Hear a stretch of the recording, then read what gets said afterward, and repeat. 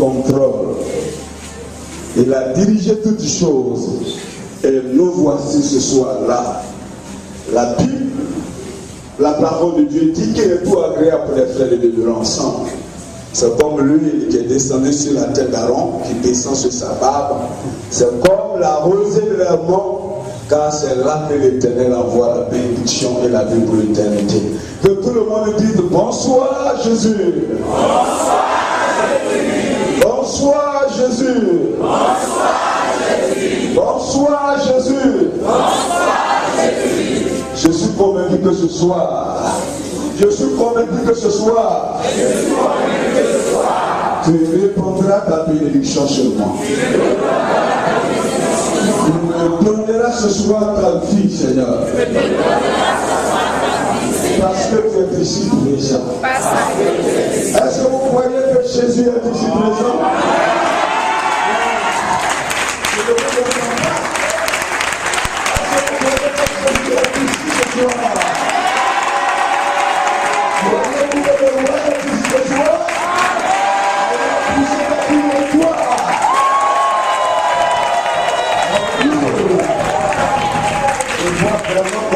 Le Seigneur, vous qui êtes ici à Cabourg, dis à ton frère, à ta soeur, tu aimes vraiment le Seigneur Jésus. Alléluia. Acclamons encore le Seigneur Jésus.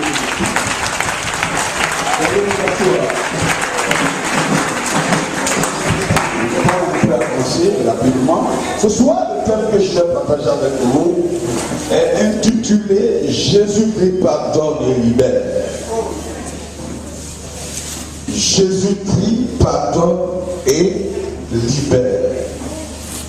C'est dans Marc le chapitre 2, du verset 1 au verset 12.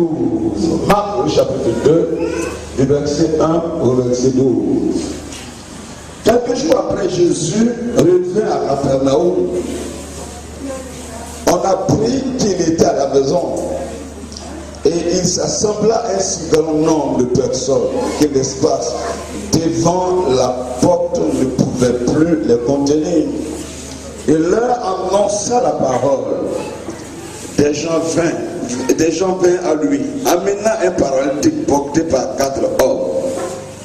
Comme ils ne pouvaient l'aborder à cause de la foule, ils découvrirent dans le toit de la maison où il était, et il descendit par cette ouverture le lit sur lequel le paralytique était couché. Jésus, voyant leur foi, dit au paralytique, mon enfant, tes péchés sont pardonnés. Il y avait là quelques scribes qui étaient assis, qui se disaient au-dedans d'eux, comment cet homme parle-t-il ainsi? Et le blasphème. Qui peut pardonner les péchés si ce n'est Dieu seul? Jésus, ayant aussitôt connu par son esprit ce qu'il pensait au-dedans d'eux, leur dit, pourquoi avez-vous de telles pensées dans vos cœurs? Lequel est le plus aisé de dire au paralytique, tes péchés sont pardonnés, ou de dire, lève-toi, prends ton lit et marche? Or, afin que vous sachiez que le Fils de l'homme a sur la terre le pouvoir de pardonner les péchés, je te l'ordonne, dit-il au paralytique, lève-toi, prends ton lit et va dans ta maison. Et à l'instant même, il se leva, prit son lit, sortit en présence de tout le monde, de sorte qu'ils étaient tous dans l'étonnement. Et glorifiait Dieu, disant, nous n'avons jamais rien vu de pareil. Gloire au Seigneur. Amen. Voici donc une histoire très importante de la parole de Dieu. La Bible nous dit qu'un jour Jésus était à Capernaum et il était en train d'enseigner la parole de Dieu. Alors, il y avait un monsieur qui était paralytique. Il était porté par 4 hommes. Et ceux-ci sont venus là où était Jésus. Mais malheureusement, à cause de la foule, ils ne pouvaient aborder Jésus. Alors, que vont-ils faire? Ils ont découvert que dans le toit, dans la toiture de la maison, il y avait une ouverture. Alors, ils ont fait passer le paralytique là. Et quand cet homme était descendu, tout droit devant Jésus pendant qu'il prêchait, Jésus a arrêté sa prédication. Il a arrêté son discours. Et la parole qui était sortie de sa bouche, la Bible dit, voyant leur foi, il a dit, mon enfant, tes péchés te sont pardonnés. Les scribes, les spécialistes de la parole de Dieu qui étaient là ont commencé à dire, mais cet homme-là, il blasphème. C'est seul Dieu qui pardonne les péchés. Alors Jésus, ayant connu ce qui se passait au-dedans d'eux, il a dit, mais lequel est le plus aisé de pardonner les péchés? Afin que vous sachiez que le Fils de l'homme a sur la terre le pouvoir de pardonner les péchés, je te commande, je t'ordonne, s'adressant au paralytique, lève-toi, prends ton lit et va dans ta maison. Et la Bible dit que tout naturellement, cet homme a pris son lit et il est entré chez lui. Et la foule qui était là a commencé à acclamer Dieu, a commencé à glorifier Dieu, parce que jamais elle n'a vu pareille chose. C'est une histoire de la parole de Dieu qui comporte beaucoup de leçons. Mais ce soir, par rapport à nos objectifs qui concernent le salut des âmes, la délivrance des âmes, nous allons exploiter quelques leçons. Et après quoi, nous allons prier pour nous les uns les autres. Il est dit que au moment où Jésus était en train d'enseigner, il y avait 4 hommes qui portaient un homme qui était paralytique. Cet homme, il ne pouvait pas user de ses pieds parce que la mort a atteint ses pieds. Il ne pouvait pas se tenir debout sur ses pieds parce qu'il y a quelque chose qui n'allait pas dans ses pieds. Ses pieds étaient paralytiques. Alors il fut apporté par 4 hommes. Bien-aimés, ce soir, j'aimerais vous dire qu'il y a beaucoup de paralytiques au milieu de nous. Il y a certains le sont au niveau intellectuel et sentent la mort dans leur intellect. Quand ils essayent de réfléchir et réalisent qu'il y a quelque chose qui ne va pas, c'est comme on a volé leur savoir, c'est comme on a volé leur intelligence. Ça veut dire que intellectuellement tu es paralysé. Pour d'autres encore, ils sont au niveau conjugal. Il est marié, mais il n'arrive pas à jouir du bonheur conjugal. Tout est sec dans sa vie conjugale. Tout est mort dans sa vie conjugale. Et cette mort conjugale va même jusqu'à atteindre toute la famille. Dans la famille, vous allez vous rendre compte que chacun est dans son chacun. Souvent, de temps en temps, c'est la télévision qui rassemble tout le monde. Après que, oui, les films, après que les documentaires sont terminés, chacun va rentrer dans sa maison sans s'occuper de l'autre. Oui, ta vie conjugale est paralysée. Ta vie familiale est paralysée. Pour d'autres, ils sont au niveau de leurs finances. Ils peuvent percevoir beaucoup d'argent dans le clin d'œil. Cette somme d'argent disparaît. Il ne sait même pas qu'est-ce qu'il a fait avec cette somme d'argent. Il se pose la question si c'est lui-même qui l'a dépensé.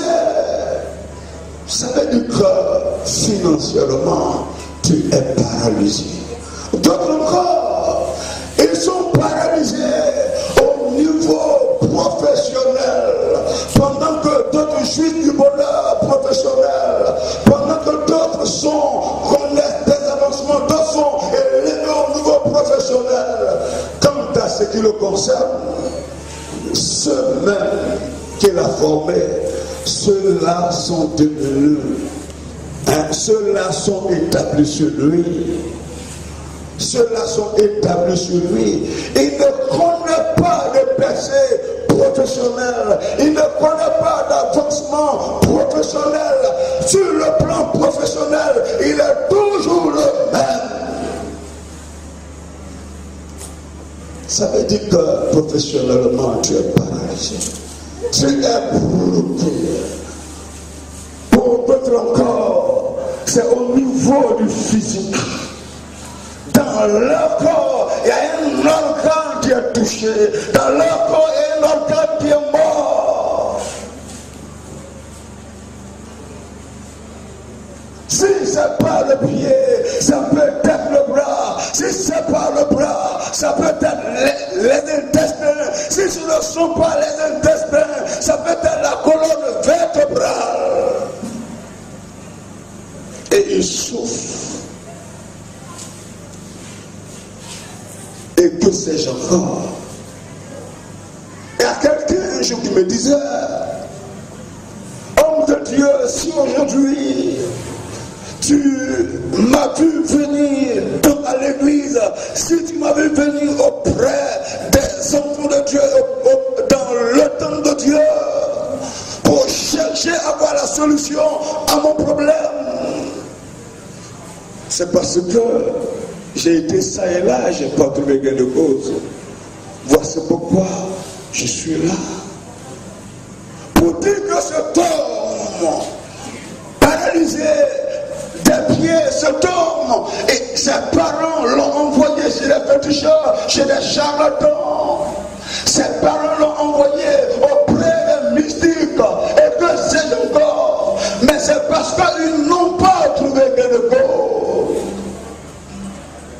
Alors, dans la suite des temps, ils ont trouvé juste de l'envoyer auprès du Seigneur Jésus. Et je sais que ce soir, il y a des gens qui ont été ça et là. Ils ont été auprès des féticheurs, auprès des charlatans. Ils ont été auprès des psychologues, auprès des conseillers conjugaux.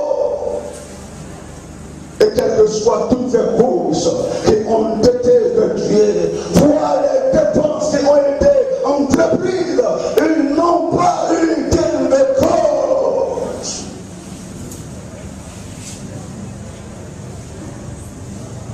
Ils n'ont pas eu gain de cause. Alors tu te dis, il serait bien Seigneur que je sois, que j'aille à l'église. Que j'aille à l'église, que j'aille entendre la voix de Dieu. Comprenez ceci. C'est pas facile de rencontrer le Seigneur Jésus. Cet homme a été envoyé là pour rencontrer Jésus. Cet homme a été envoyé là pour communier avec Jésus. Mais la Bible nous dit que il y avait un obstacle. Il y avait l'obstacle de la foule. Il y avait l'obstacle de la foule. Bien-aimé, ce soir, tu es là.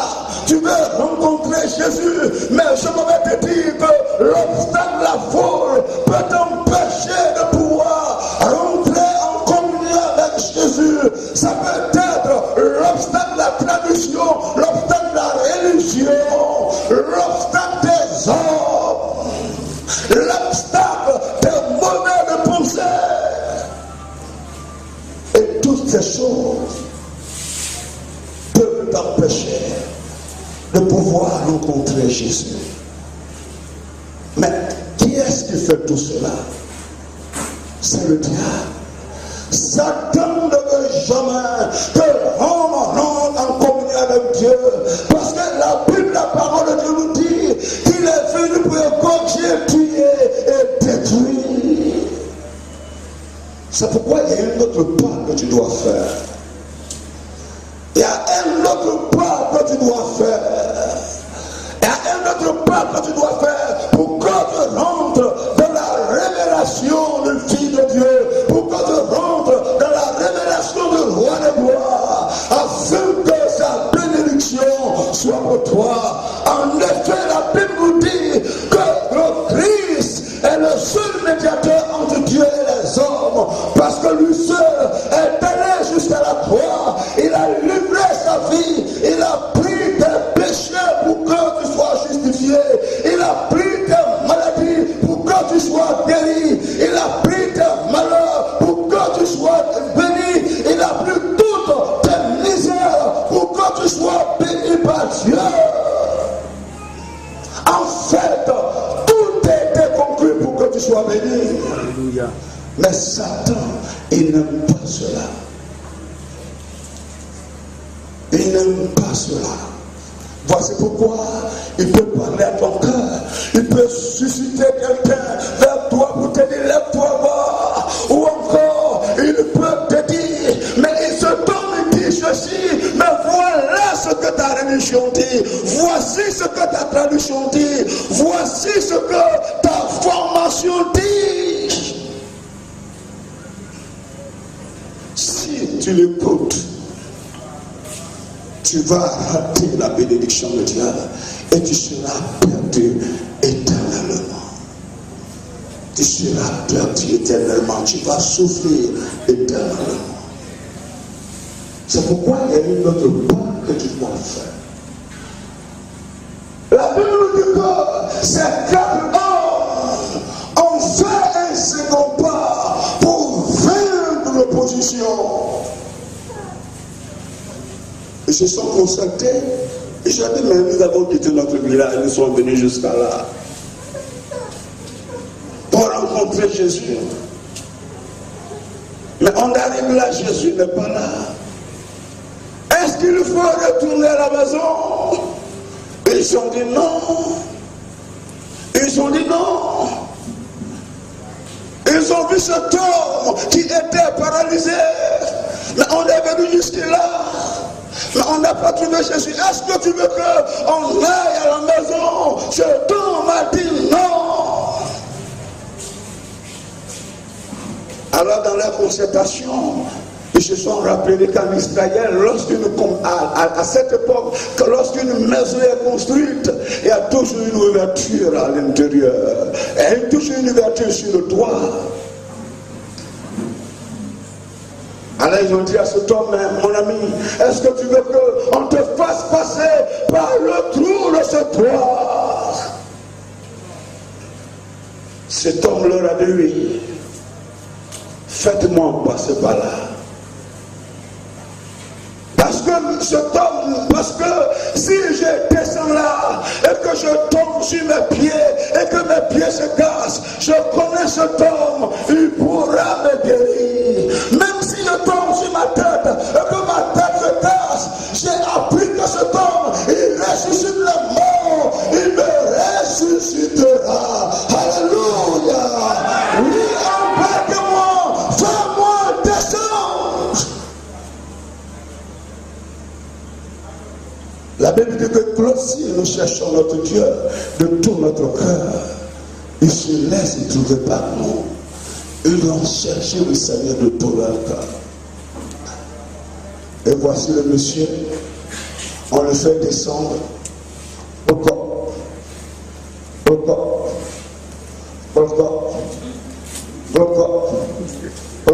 Il est sur son lit. Et le lit tombe devant Jésus. Jésus-Christ pouvait dire à ses disciples, s'il était là, il pouvait dire à ses disciples, soulevez cet homme et renvoyez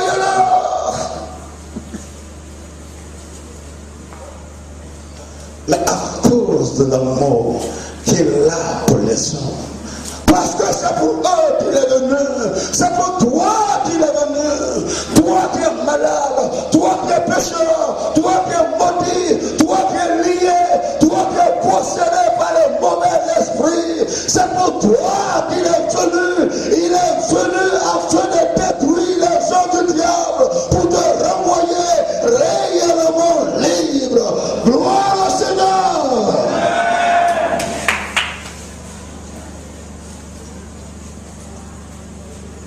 La première parole qui va sortir de sa bouche, c'est une parole d'amour. Pas une parole de haine, pas une parole de violence, pas une parole de condamnation. Peut-être que tu es là, tu as reçu la parole de condamnation, tu as reçu la parole de malédiction, tu as reçu la parole de destruction, mais je vais te dire que les paroles de le Dieu de gloire, le Seigneur Jésus là pour toi, sont des paroles de vie. Gloire à Dieu. C'est pourquoi Jésus, il est très particulier. Il n'est pas comme vos gourous. Il n'est pas comme vos féticheurs. Il n'est pas comme vos hommes de ce monde qui maudissent et les bénissent.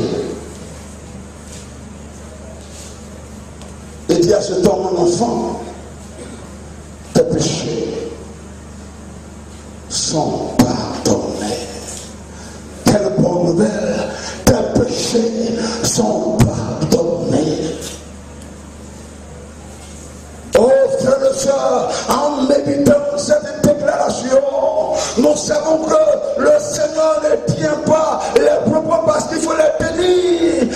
En exploitant cette expression, Jésus-Christ qui sonne les cœurs et les reins, il s'est rendu compte de la cause des difficultés de ce temps. Toute souffrance que nous avons à une cause. Jésus a découvert que la cause de son problème était le péché. Et c'est pourquoi il lui a dit, mon enfant, tes péchés sont pardonnés.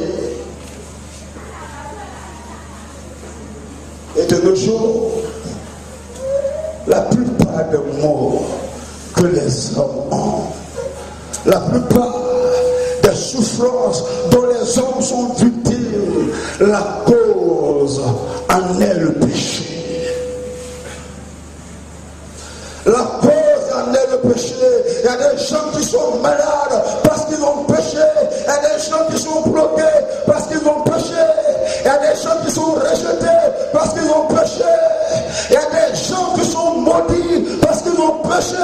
Il y a des gens qui cherchent le travail, ils n'en trouvent pas parce qu'ils ont péché. Il y a des gens qui sont rejetés parce qu'ils ont péché.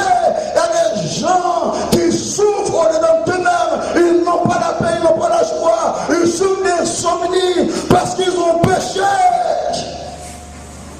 La Bible, la parole de Dieu dit que le salaire du péché, c'est la mort. Mais avant que la mort n'arrive, il y a toutes sortes de souffrances que l'homme peut être exposé.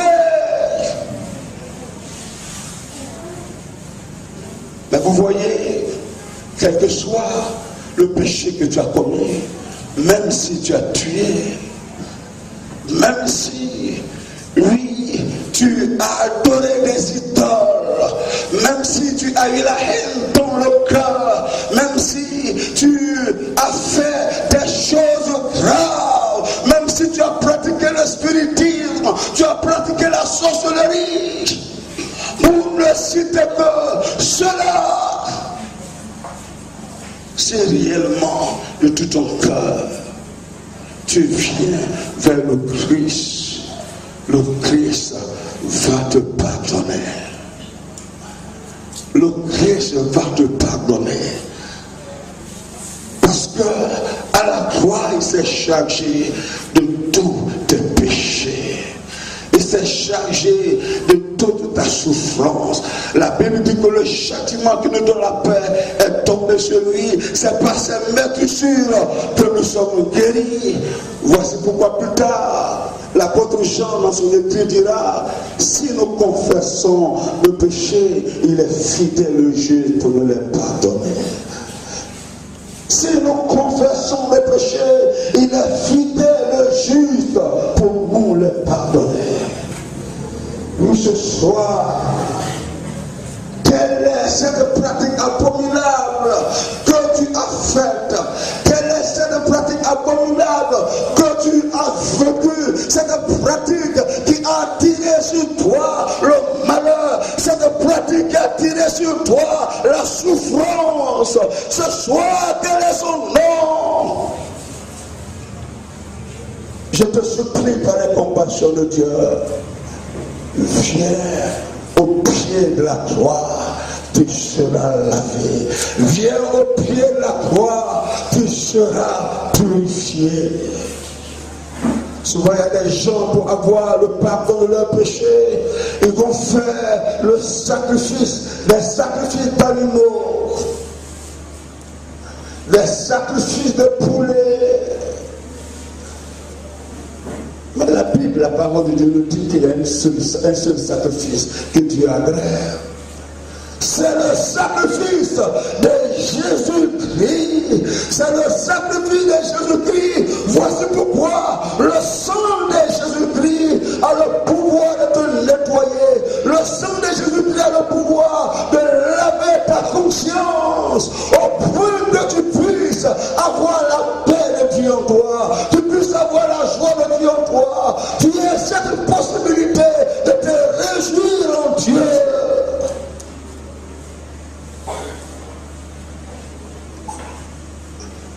Quand Jésus a tenu ce langage, les scribes qui étaient là, les écrivains de la parole de Dieu qui étaient là, ces religieux, ont commencé à dire, cet homme il est blasphème, c'est seul Dieu qui pardonne. Mais c'est parce qu'ils ne connaissent pas Jésus. Et ce soir, là où nous sommes, nous avons deux catégories de personnes. Il y a ceux-là qui ont la foi pour être bénis, pour être visités par Dieu.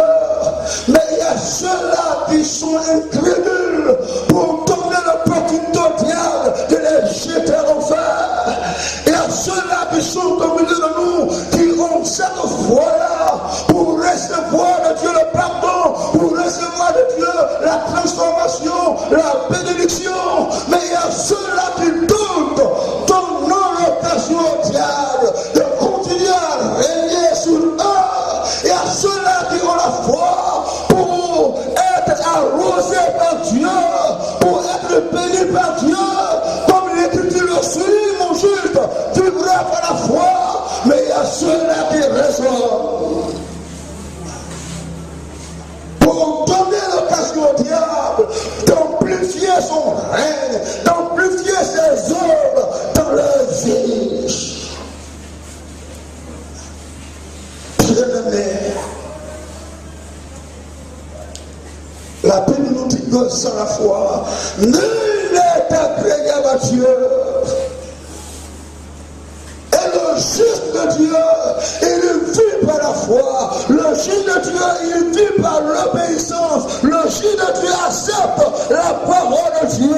C'est alors qu'il est béni par Dieu.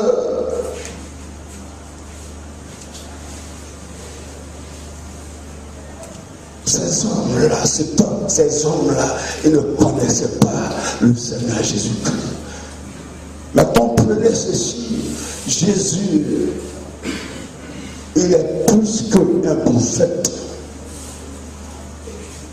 Jésus-Christ, il est plus qu'un prophète.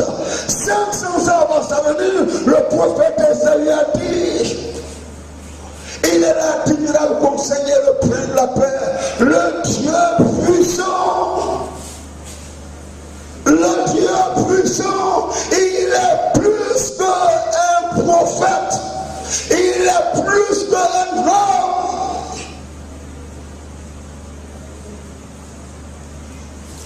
a démontré qu'il est Dieu par la naissance dont il a fait l'objet. Il n'a pas connu une naissance comme toi. Toi, pour que tu viennes au monde, il a fallu que ton père et ta mère aillent ensemble. Mais le concernant, c'est l'homme du Tout-Puissant qui a couvert Marie sa mère et il est né. C'est pourquoi la Bible dit qu'il est le divin enfant. Il a démontré qu'il est Dieu par la vie qu'il a menée. Il a été tenté en toutes choses, n'a jamais commis de péché. Il pouvait dire à ses ennemis, qui parmi vous peut m'accuser de péché? Satan n'a rien à moi. Il est le saint des saints. Il est le parfait des parfaits. Il est le pur des purs. Il est le modèle des modèles. Alléluia. Il a démontré qu'il est Dieu par la mort dont il était victime.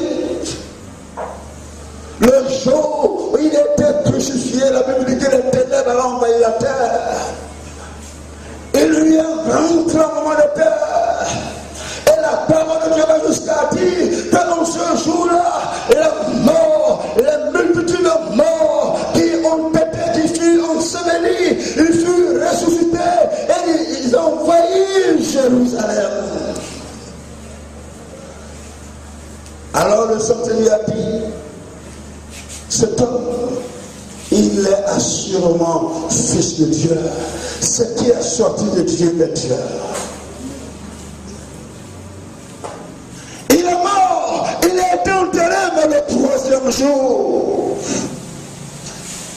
Jésus n'est pas resté dans le tombeau.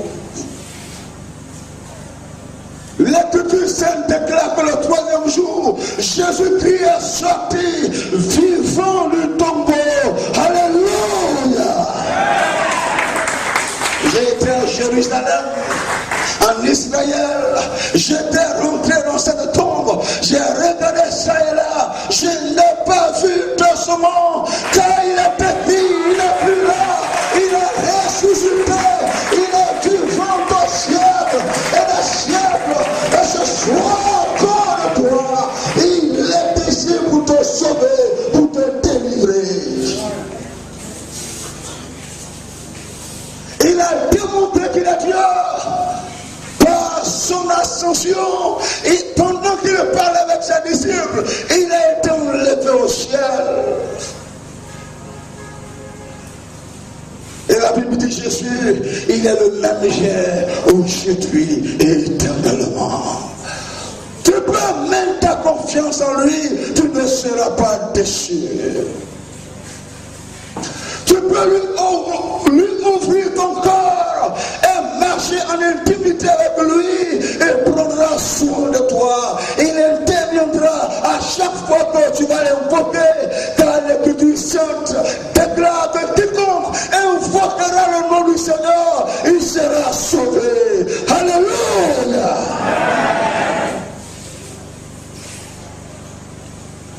Jésus leur a démontré qu'il est Dieu. Car la Bible dit, sachant leurs pensées, sachant ce qu'ils pensaient au-dedans d'eux, ce soir tu es là, Jésus sait ce que tu as besoin. Il sait ce dont tu as besoin. Il connaît les aspirations de ton cœur. C'est parce qu'il est Dieu.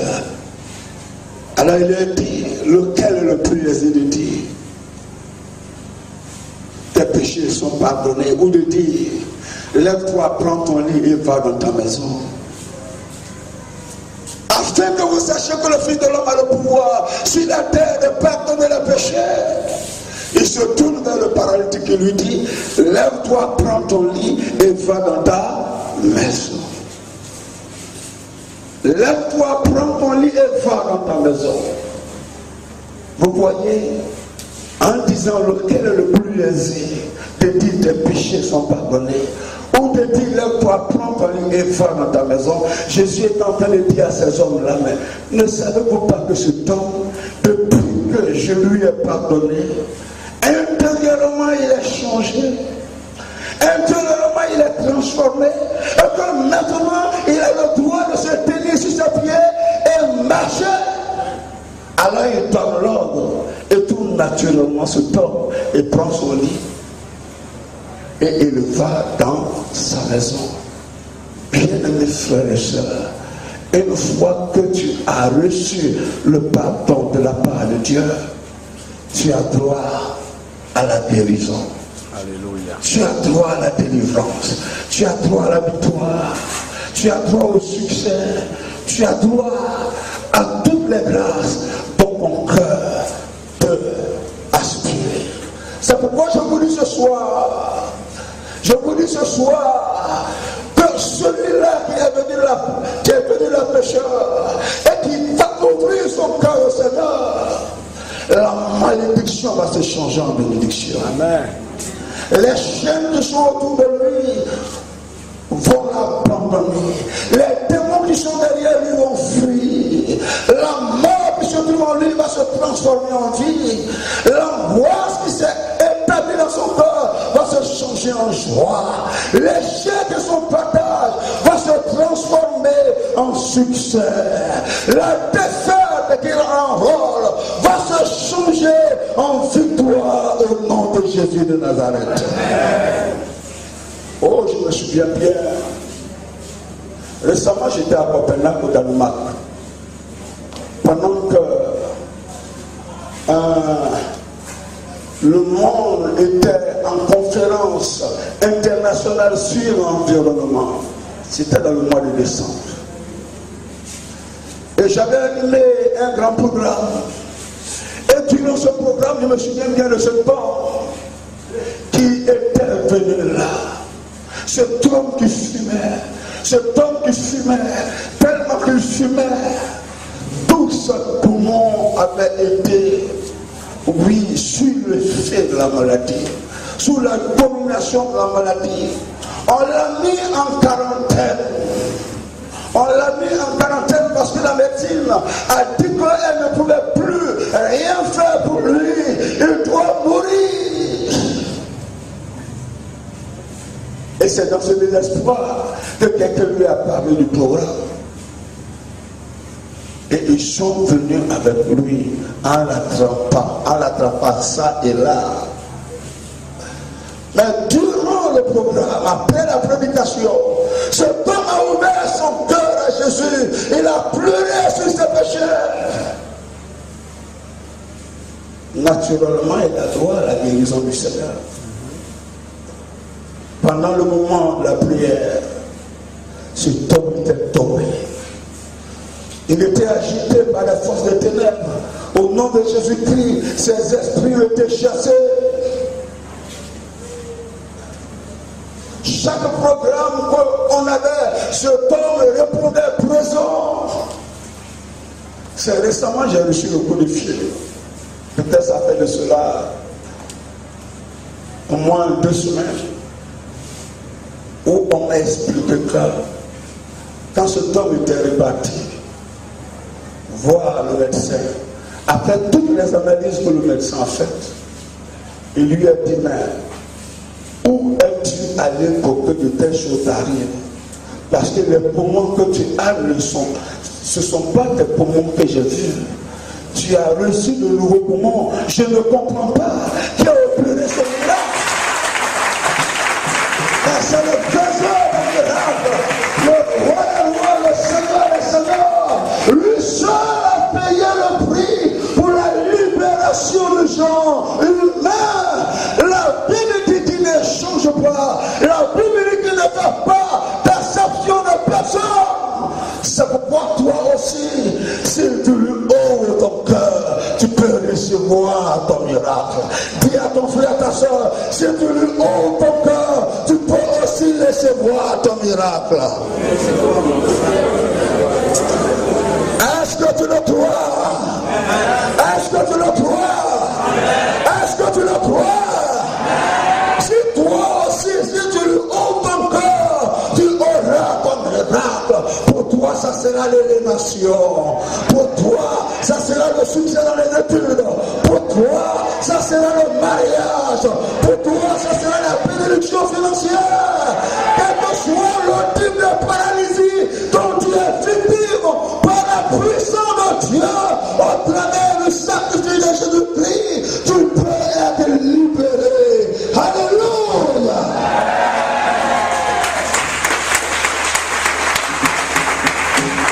Une fois, il y avait un jeune homme qui était venu vers moi. Et puis il m'a dit, homme de Dieu, je ne suis plus homme. Je lui ai dit, mais tu n'es pas homme, donc tu es femme alors. Et il m'a dit, mais comprends ce que je suis en train de dire, je ne suis plus homme. Et je lui ai dit, mais qu'est-ce que tu as fait? Et parce que moi je n'ai rien vu. Un matin, je me lève et puis ça ne fonctionne plus. Je lui ai dit, mais tu me regardes droitement dans les yeux et puis tu me dis qu'un matin tu te lèves, ça ne fonctionne plus. Rien ne peut se passer sans rien. Si quelque chose se passe, c'est parce qu'il y a quelque chose qui s'est passé. Il y a quelque chose que tu as fait. Dis la vérité. Tu vois, il y a des chrétiens, quand ils vont voir les pasteurs, ils regardent droitement le pasteur dans les yeux, puis ils mentent. C'est pas bon. Il est resté tranquille. Pasteur, tu sais. Pasteur, tu sais. Voyez, te dis toute la vérité. J'ai cherché femme.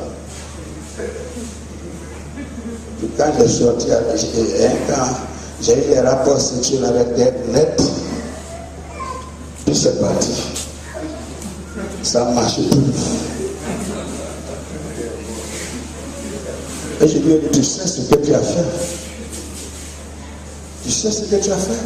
Tu as offensé Dieu. Tu as offensé Dieu, c'est pourquoi le Seigneur t'a acheté. Humilie-toi devant Dieu. Prie à Dieu, prie au Seigneur. Le Seigneur va avoir pitié de toi, il va te pardonner. Et puis il a commencé à pleurer. Il a commencé à pleurer. Il a commencé à pleurer. Son cœur était touché. Et je lui ai dit, va dans le WC. Va dans le WC. Je n'ai même pas prié pour lui. Va dans le WC. Je suis convaincu qu'il y a une bonne nouvelle que tu vas me dire. Elle va dans le WC. Et puis, quand quelques temps après, il est venu, il a ouvert la porte de mon bureau. Il a commencé à sourire. Et puis je vois qu'il fait comme ça. Il a commencé à marcher comme ça. Il a dit, mais pourquoi tu marches comme ça? Et puis il a commencé à rire. Il a dit, mais pourquoi tu marches comme ça? Le Seigneur l'a rendu fort.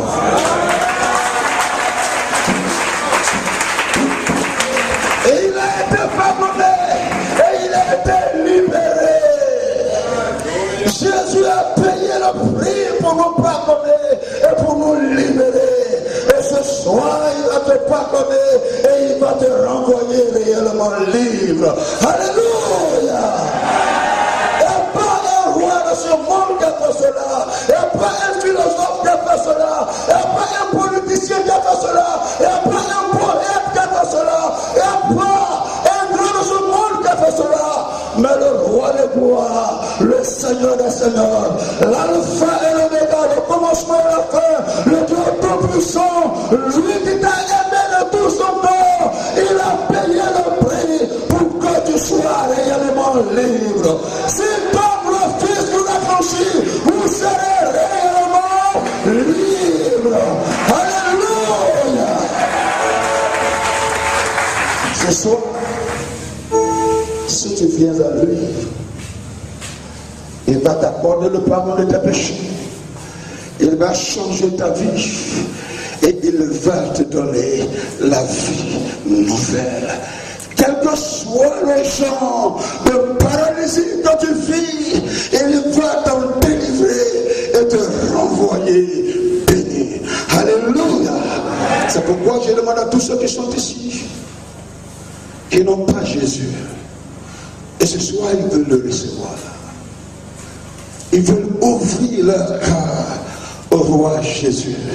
Pour qu'elle fasse de leur vie son temps. Il fasse de leur vie sa maison. Je demande à toutes ces personnes qui sont là, qui veulent le recevoir. Humblement de ta place, lève la main et balance la main comme je le fais. Tu lèves la main et tu balances. Tu lèves la main, il ne faut pas avoir honte. Le salut, c'est une affaire de personnel. Il ne faut pas avoir honte. Lève la main et balance la main. Pour dire Jésus, je vais venir à toi.